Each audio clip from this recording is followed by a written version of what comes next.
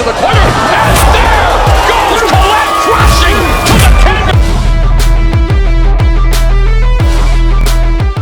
Il faut comprendre que plus de 80% des agriculteurs africains sont de petits agriculteurs. Ils n'ont donc pas la capacité de ne pas partager leurs semences avec les gens. Donc la plupart des gens plantent leurs histoires, vous comprenez un peu. Ça pousse, ça grandit. Ils récoltent, ensuite se servent des semences, des produits récoltés pour replanter une nouvelle année. Maintenant, avec ces semences génétiquement modifiées, ce n'est pas possible parce que vous ne pouvez que planter une fois. Ça grandit une fois, ça pousse une fois, vous récoltez une fois, il faut encore rentrer chez eux pour aller acheter de nouvelles semences. Parce que ils ont enregistré ça, c'est exclusivement à eux. Vous achetez chez eux, vous plantez manioc, le manioc grandit, manioc pousse, vous récoltez, vous ne pouvez plus replanter parce que ça ne va pas pousser. Ils ont modifié ça de sorte à ne grandisse pas. Vous achetez les avocats, vous mettez l'avocat sous terre, l'avocat grandit une fois, ça produit. Les enfants de ces avocats-là ne vont pas grandir.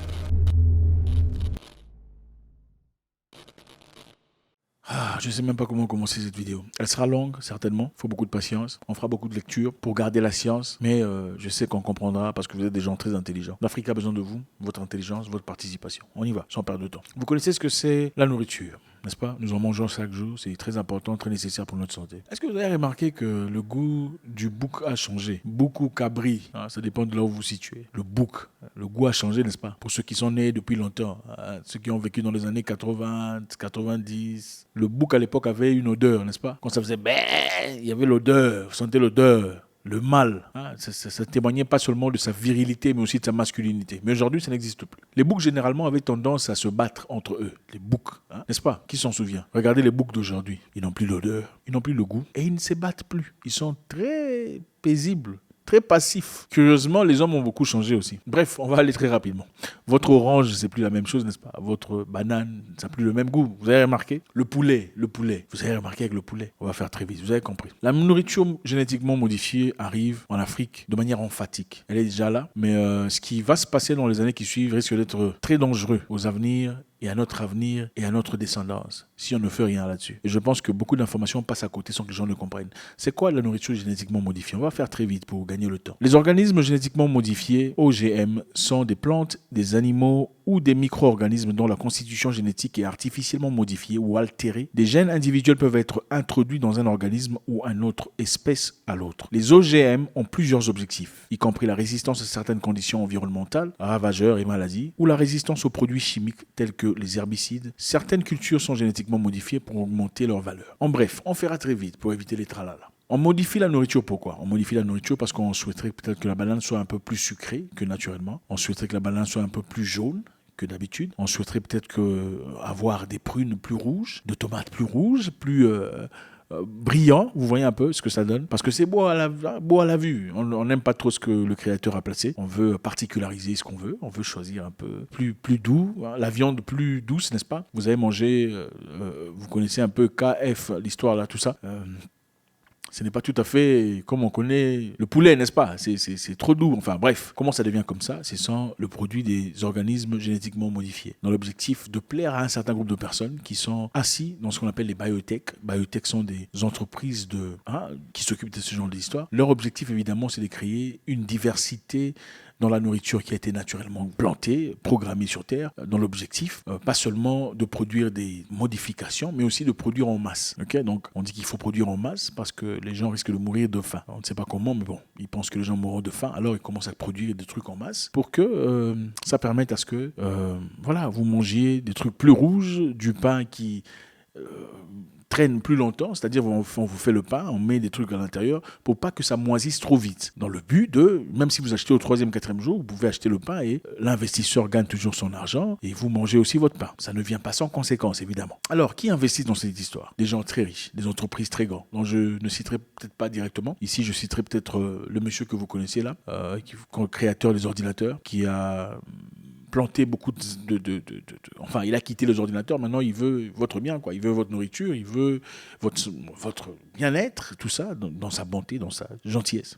Alors, qu'est-ce qu'il a dit? Il a dit très récemment, votre agriculture est arriérée, en parlant aux Africains. Votre agriculture est arriérée et devrait être abandonnée pour une version du 21e siècle, de la révolution verte qui a permis à l'Inde de se nourrir. La science et la technologie occidentale sous la forme de semences modifiées par la science et la technologie, d'engrais synthétiques et pesticides. Des machines alimentaires alimentés au pétrole d'irrigation artificielle ont été clés de ce miracle. Votre technologie a erré, votre agriculture a erré, il faudrait faire une mise à jour, comme avec l'ordinateur, vous savez, hein, mise à jour, il faut vous mettre à jour. Voilà, donc, fort de ce lien, évidemment, il y a des organisations qui ont été créées dans le but de pousser cet agenda de nourriture génétiquement modifiée. Ils disent une organisation financée par la fondation Gate, l'Open Forum on Agriculture and Biotechnology, OFAB, en cours. Le boursier de la CA finissent par réduire l'espace démocratique de discussion sur le système alimentaire dans les pays africains. Donc, leur objectif, c'est de réduire la discussion. C'est-à-dire, les points de vue opposés sont irrationnels, non scientifiques et nuisibles. Donc, si vous présentez des points de vue opposés à ce qu'ils pensent, c'est-à-dire que la nourriture génétiquement modifiée, c'est l'avenir, on dit que vous êtes irrationnel, on dit que vous êtes arriéré et non scientifique. Parmi les principaux partisans de ce point de vue, il y a une entreprise qu'on appelle Cornell Alliance Science, CAS, fondée en 2014 pour dépolariser le débat chargé autour de la sémence génétiquement modifiée. Avec un financement de 22 millions de dollars jusqu'à présent de la fondation Bill Gates et Melinda, la CAS défend en fait systématiquement les sémences génétiquement modifiées, affirmant qu'elles sont saines, productives et respectueuses à l'environnement, tout en attaquant l'agroécologie comme économiquement et socialement régressive. C'est-à-dire, il y a une entreprise ici qu'on appelle la CAS qui est financée par notre monsieur, 22 millions de dollars. Leur objectif, évidemment, c'est de partir en Afrique, propager des nouvelles, influencer le gouvernement à adopter et à accepter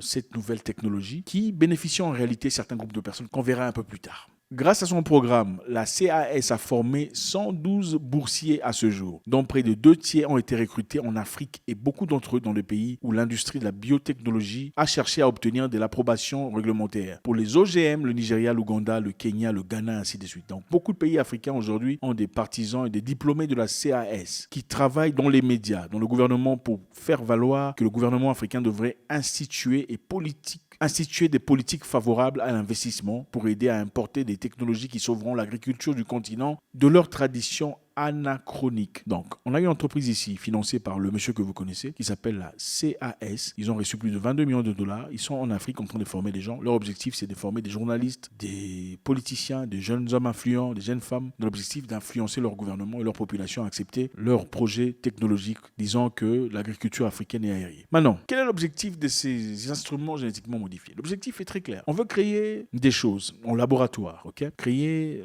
une tomate bien précise, rouge. Elle est superbe, très attirante, odeur spécifique. Mais l'objectif, c'est créer une tomate que vous pouvez planter une seule fois, par exemple. Vous plantez la tomate, vous vendez. Mais pour replanter la tomate, il faut encore les recontacter. Il faut encore réacheter chez eux. Donc, vous n'avez pas cette liberté de pouvoir planter autant de tomates que vous voulez. Si vous plantez une tomate une fois, il faut encore la replanter une seconde fois. Et pour la replanter une seconde fois, il faut évidemment aller chez eux pour acheter encore la tomate. Donc, autant on dit que c'est pour aider les Africains et le monde entier, c'est en effet du business crony capitalisme, c'est-à-dire un business et qui ne donne pas d'opportunité à une autre personne. Comme c'est à nous, vous ne pouvez qu'acheter chez nous et vous serez dépendant de nous. Maintenant, on va voir les éléments négatifs des OGM.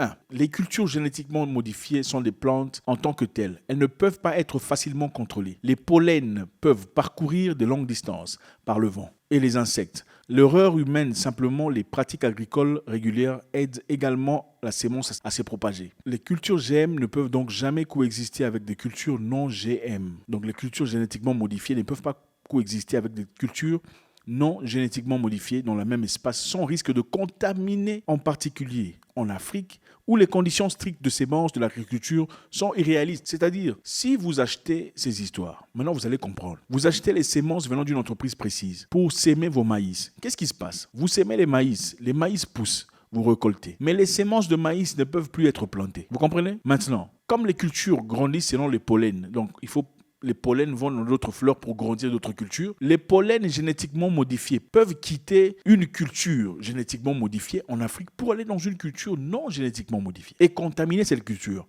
qui devient désormais stérile comme la culture précédente. Vous voyez le danger ici. Donc, comme en Afrique, généralement, les gens sont des particuliers qui grandissent leurs histoires derrière leur jardin ou dans un champ, c'est très facile de pouvoir polluer le jardin ou la culture d'une autre personne à travers les pollens. Donc, ceux qui ont les champs contaminés seront dans ce cas obligés de devenir des clients de ces personnes-là qui ont apporté des semences contaminées. Vous comprenez un peu? J'amène ma sémence qui est contaminée. Quelqu'un l'achète et l'utilise. Grandit son histoire. La pollinisation arrive et ça va dans d'autres cultures. Les personnes de l'autre côté qui n'ont pas acheté ma sémence seront obligées de venir acheter chez moi parce que leur culture ne grandira plus sans mes produits. Vous voyez ça? Dans quel objectif? Je viens vous aider à tuer la faim dans votre continent. Continuons. Numéro 2. Les cultures génétiquement modifiées favorisant la dépendance à l'égard de l'approvisionnement en semences d'une entreprise. Donc on sera obligé d'aller chercher une entreprise privée pour aller chercher l'approvisionnement des semences. La plupart des entreprises de fabrication de semences génétiquement modifiées interdisent aux agriculteurs de conserver leurs semences produites à la ferme pour la raison suivante: et de les partager avec leurs voisins, parents et amis. Ceci est imposé par le biais des contrats. D'accord? Donc, on le fait comme ça, on vous impose désormais, vous êtes obligé d'utiliser leurs histoires et vous êtes interdit de partager vos semences. Vous savez, en Afrique, généralement, partager les semences, ça fait partie de la culture. En Tanzanie, par exemple, récemment, les gens partageaient la semence. Tu travailles au champ, tu as ta semence, tu as tout ça. Tu partages avec le voisin ou la cousine ou le cousin qui va aussi travailler dans son champ, pour pas qu'ils partent acheter une nouvelle fois. Maintenant, qu'est-ce qui se passe? On est venu là-bas, on a instauré cette histoire, la Tanzanie a accepté ça. Maintenant, on a écrit, il y a une loi qu'on a votée, pour toute personne qui partagera sa sémence avec une tierce personne, on va le jeter en prison pendant 20 ans et il payera au minimum $10,000 d'amende. 20 ans de prison et $10,000 pour avoir partagé une sémence. Chose qui faisait partie de la culture naturellement à ce peuple. Vous voyez un peu où on va.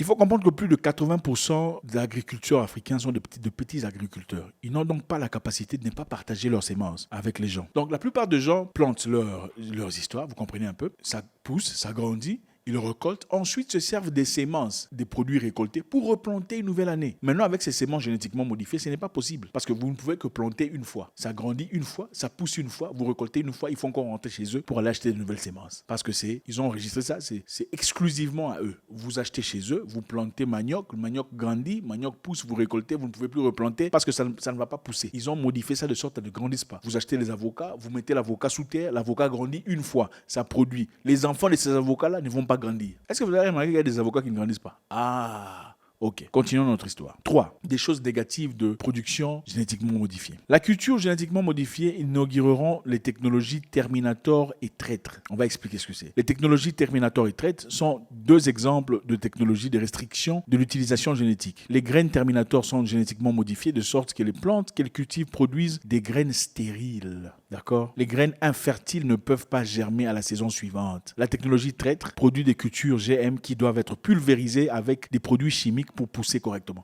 Donc vous achetez des produits, des graines venant d'une entreprise. Ces graines-là, vous les mettez sous terre, ça grandit une fois. Ensuite, ça produit des graines stériles qui ne produisent pas. Mais pour que ce tronc-là grandisse proprement, il faut utiliser des produits qui viennent d'une même entreprise. Mais leur objectif, c'était quoi? Ils viennent en Afrique pour tuer la faim, pour éradiquer la faim. Vous voyez maintenant, hein? Mais on a accepté rapidement. Ok, venez vous éradiquer avec votre nouvelle technologie. Notre technologie aérienne, votre technologie à vous, c'est une technologie du 21e siècle. Maintenant, venez chez nous, mais désormais, ce que vous nous apportez comme semences sont les semences qui ne se produisent qu'une seule fois. Les semences qu'ils reproduisent sont stériles. Mais pour que ça produise, il faut utiliser leurs produits. Donc, vous rentrez chez eux, ils vous créent un problème, ils vous créent ensuite une solution pendant que vous vous appauvrissez. On dit que 70% d'entreprises de culture faites au monde aujourd'hui, c'est déjà à travers les technologies génétiquement modifiées. Et avec ça, évidemment, il faut produire des pesticides, des herbicides pour tuer les insectes, les parasites qui viennent d'où? De chez eux. Ok, ce sont des choses qui n'existaient peut-être pas dans le passé. Ce sont des choses qui aujourd'hui, vous achetez chez eux, ça crée certains problèmes. Vous êtes obligé d'aller chez eux encore pour acheter la solution chez eux. Et finalement, ces herbes deviennent résistants à ces pesticides, des herbicides, et vous devenez obligé d'en acheter et d'en produire, d'en mettre encore plus. Donc, pour finir, numéro 5, il y en a beaucoup, mais je veux seulement prendre 5. La culture génétiquement modifiée constitue une menace pour la santé. Pourquoi? Parce que les recherches n'ont pas encore été faites. On sait très peu de choses sur l'impact des cultures génétiquement modifiées sur la santé humaine. Les études approfondies et indépendantes n'ont tout simplement pas été réalisées. Mais les risques sont clairement réels, en particulier pour l'Afrique, où les maladies sont inefficacement contrôlées. Mais on accepte des choses qu'on ne comprend pas tout à fait. Et c'est bien triste. Ok, tout ça pour l'intérêt de certains groupes de personnes qui viennent investir. Et voilà, on acclame l'entrepreneuriat.